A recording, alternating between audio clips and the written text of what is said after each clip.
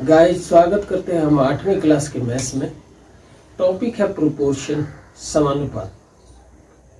दो तरह के संख्याओं में दो तरह के रिलेशन होते हैं। पहला रिलेशन कि यदि एक संख्या बढ़े तो दूसरी भी बढ़ती है, एक घटे तो दूसरी भी घटे। तो ऐसी रिलेशन को संख्याओं के डायरेक्ट प्रोपोर्शन या समानुपात कहते हैं। और इसके उल्टा यदि रिश्ता इस तरह से हो, रिलेशन इस तरह से हो संख्याओं में कि एक संख्या बढ़े तो दूसरी घटे, एक घटे तो दूसरी बढ़े। अभी हम एक्सरसाइज नंबर 13.1 ले रहे हैं। इसमें सारा डायरेक्ट प्रोपोर्शन है, मतलब एक संख्या बढ़ेगी तो दूसरी संख्या भी बढ़ेगी। और ऐसा रिलेशन सुनने में तो लग रहा है कि भाई एक बढ़ी तो दूसरी बढ़ी, एक घटी तो दूसरी घटी, डायरेक्ट प्रोपोर्शन है, समानुपात है। लेकिन वास्तविकता में है क्या ये? अब मान लीजिए कि घर में गेस्ट आ रहे हों तो हमें रोटी खिलानी है उनको, तो हमें जानना जरूरी है कि कितने लोग हैं। अगर लोग ज़्यादा हैं तो रोटियों की संख्या ज़्यादा रखनी होगी। लोग कम आ रहे हैं तो कम रोटी में कम चल जाएगा। तो यहाँ लोगों की, गेस्टों की संख्या और रोटियों की संख्या में डायरेक्ट रिलेशन है, डायरेक्ट प्रोपोर्शन है दोनों एक दूसरे के। और जब डायरेक्ट प्रोपोर्शन हो और उसमें कोई मिसिंग नंबर हमें निकालनी हो तो दो संख्याओं का रेशियो लेते हैं। वही दो संख्याओं अलग तीन और चौथी संख्याओं के रेशियो के बराबर होना चाहिए। तो यहाँ पर पहले क्वेश्चन में कुछ ऐसा दिया है कि रेलवे स्टेशन के पास एक पार्किंग है, वहाँ गाड़ियाँ लगाई जा रही हैं। 4 घंटा के लिए खर्च देना है, चार्ज देना है 60 रुपया, 8 घंटा के लिए 100 रुपया, 12 घंटा के लिए 140 रुपया, 24 घंटा के लिए 180 रुपया। और हमें चेक करना है क्या ये पार्किंग चार्जेस और टाइम का रिलेशन जो है डायरेक्ट है कि नहीं। तो हम दो को 4 घंटे के लिए 60 देना पड़ रहा है, दो में से किसी का रेशियो ले लेते हैं। हम पहले इसी को आवर ले लेते हैं। तो 4/60 ये हो गया 15 चौका 60, मतलब रेशियो आ गया 1:50। और अगर यही रेशियो यहाँ भी है 8 घंटा और 100 रुपया, तो 8/100 करेंगे तो ये 4 दूना 8 और 4 2500। यहाँ रेशियो बदल गया, रेशियो 2:25 आ गया। उसी तरह से अगर हम 12 और 140 का रेशियो ले रहे हैं और ये 24 और 180 का रेशियो ले रहे हैं, तो कोई पहला जो 4 और 60 का रेशियो 1:15 आया है, दूसरा 8 आवर्स और 100 रुपये का रेशियो 2:25 आया है, बराबर रेशियो नहीं आ रहा है। तो हम कहेंगे कि ये पार्किंग चार्जेज जो हैं और आवर्स के हिसाब से जो पार्किंग चार्जेज हैं, इनका रेशियो फिक्स नहीं है। मतलब ये जो दिया है क्वेश्चन का part, check if the parking charges are in indirect proportion, direct proportion होना चाहिए था। तो हम देख रहे हैं कि चूंकि दो का रेशियो अगले दो के रेशियो के बराबर नहीं आया, मतलब ये डायरेक्ट प्रोपोर्शन में है ही नहीं। किसका? तो timing of stay and charges का रेशियो फिक्स नहीं है, मतलब they are not in a direct proportion. अगले क्वेश्चन में a mixture of paint is prepared, एक रंग बनाया जा रहा है पेंट का, जिसमें एक पार्ट रेड कलर लिया जा रहा है और दूसरा बेस का 8 पार्ट लिया जा रहा है। चार्ट में दिया हुआ और दे रखा है कि ये डायरेक्ट प्रोपोर्शन में है। तो डायरेक्ट प्रोपोर्शन में है तो रेशियो इक्वल होगा, मतलब 1:8 लेंगे तो 1/8 कर दिया। बराबर हमें लिखना है कि 4 यहाँ पर x ले लेते हैं तो ये 4/x के बराबर होगा ही। और तिरछा गुणा करें तो 8 चौका 32, यहाँ पर x के स्थान पर, मतलब अगर 4 हमने रेड पार्ट लिया है तो 32 बेस का पार्ट लेना पड़ेगा। उसी तरह से अगर हम यहाँ भरना चाहें 7 के लिए, जिसमें रेड पिगमेंट का मान 7 दिया है, तो यहाँ पर 7/x करना होगा और गुणा करेंगे तो 8 से 56 पार्ट ये लेना होगा। उसी तरह से अगर 12 पार्ट रेड का है तो ये कितना होगा, तो यहाँ पर 12×8 = 120 हो जाएगा। और अगर हम 20 पार्ट इसका ले रहे हैं रेड का, तो यहाँ 20 रखेंगे तो 20 28 8 दूना 16, 160 पार्ट बेस का लेना होगा। तो रेशियो चूंकि डायरेक्ट प्रोपोर्शन दिया है तो हमने इस तरह से मिसिंग नंबर को फाइंड किया। आशा करूंगा कि आप समझ रहे होंगे। और आप सबसे रिक्वेस्ट, चैनल सब्सक्राइब बिना आप आगे बढ़ रहे हैं, बहुत अच्छी बात नहीं है। चैनल सब्सक्राइब करें। हम थर्ड ले रहे हैं। इसमें दिया है कि in the above question 2, second question जो अभी हमने किया था, इसमें 1 part of a red pigment requires 75 ml of base. Then how much red pigment should we mix with 800 ml of base? इसमें सिर्फ सेकेंड क्वेश्चन में अमाउंट बदल दिया कि 1 pigment of red is to be mixed with 75 ml of base.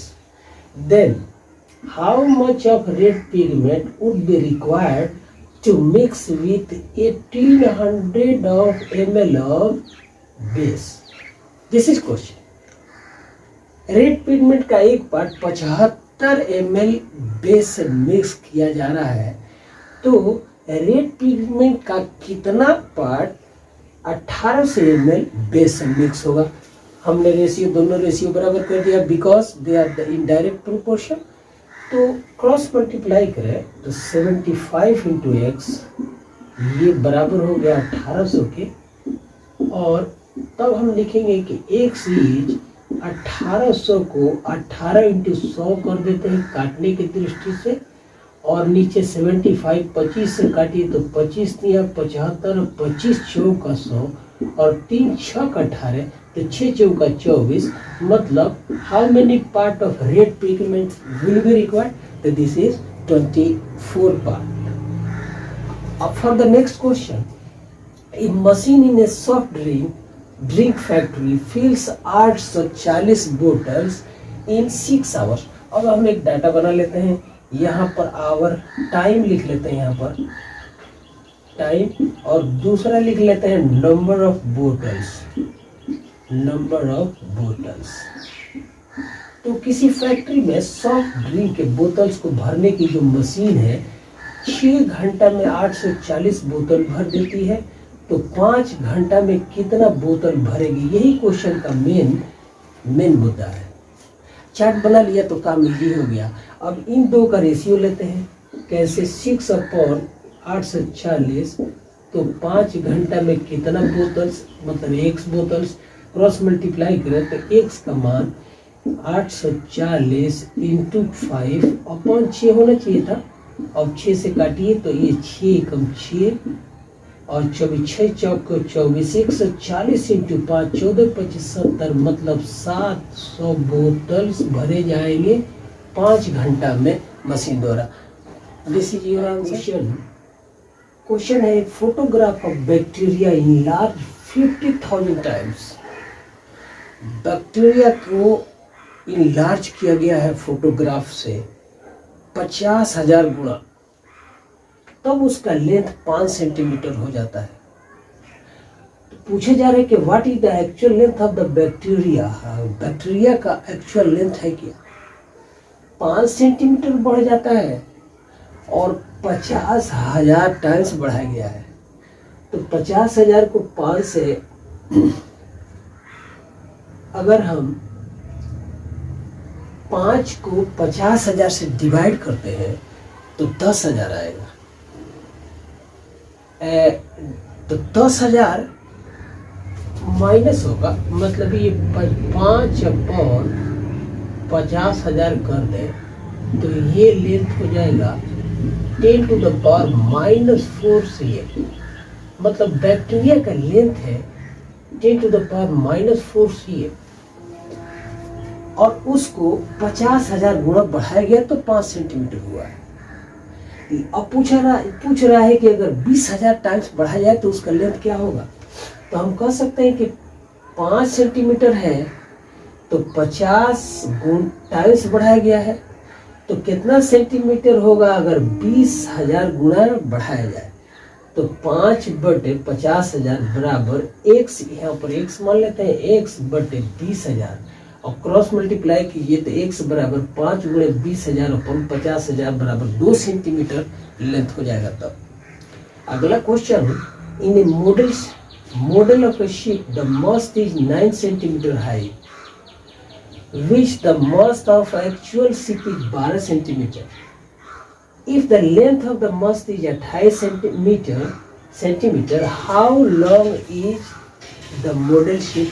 हम इसको data ऐसे बनाते हैं, mast of model ship and actual ship length of the actual ship कर दें अगर, तो mast का लेंथ है 9 cm और एक्चुअल शिप का लेंथ है 12, और कह रहा है कि एक्चुअल शिप अगर हम 28 मीटर कर दें तो मस्ट ऑफ लेंथ कितना होगा, तो 9/12 बराबर x/12 डायरेक्ट प्रोपोर्शन है इसलिए, तो x का मान कितना होना चाहिए 9 × 28/12, हमने 4 से काटा, 4 × 12, 4 से 28, 3 से 9 को काट दे, 3 × 3 = 9, तो 3 × 7 बराबर 21 मीटर। क्वेश्चन कुछ इस तरह।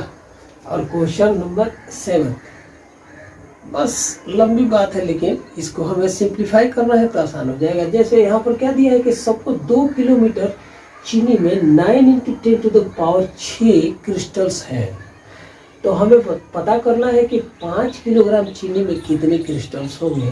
तो हम लिख लेते हैं मास ऑफ द चीनी, 2 किलो का 5 किलो यहाँ लिख लिया, और नंबर ऑफ क्रिस्टल 2 किलो में 9 × 10⁶ क्रिस्टल्स है, तो 5 किलो में कितने हुए x कर दिया, तो 2/9 × 10⁶ बराबर 5/x होगा।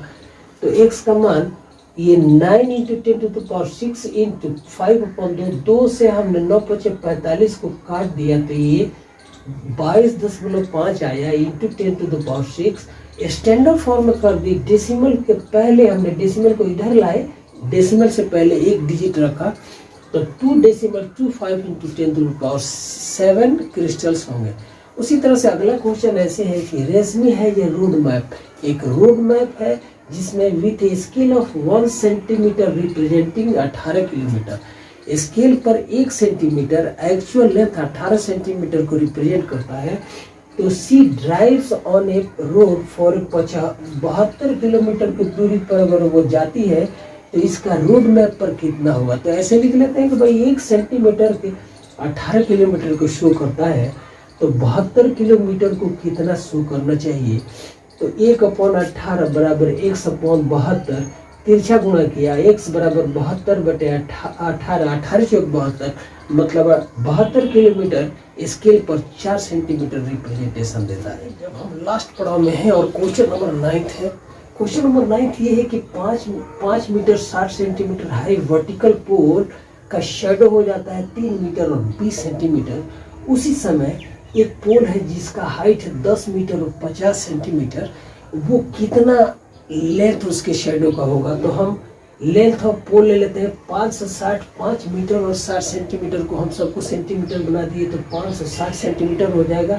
3 मीटर 20 सेंटीमीटर को 320 सेंटीमीटर कर दिए, और ये 10 मीटर और 50 सेंटीमीटर, ये 10 और 50 सेंटीमीटर, तो इसके शेडो का लेंथ क्या होगा उसको हम x ले लेते हैं। तो 560/320 बराबर 10 और 50/x, क्रॉस मल्टीप्लाई कीजिए, x बराबर हो जाएगा 320 × 10 और 50/560, 0 से 0 काटिए और 8 से काटा, 8 × 7 = 56, 8 × 4 = 32, 7 से 10 और 50 को काटा, 150 बार कटेगा।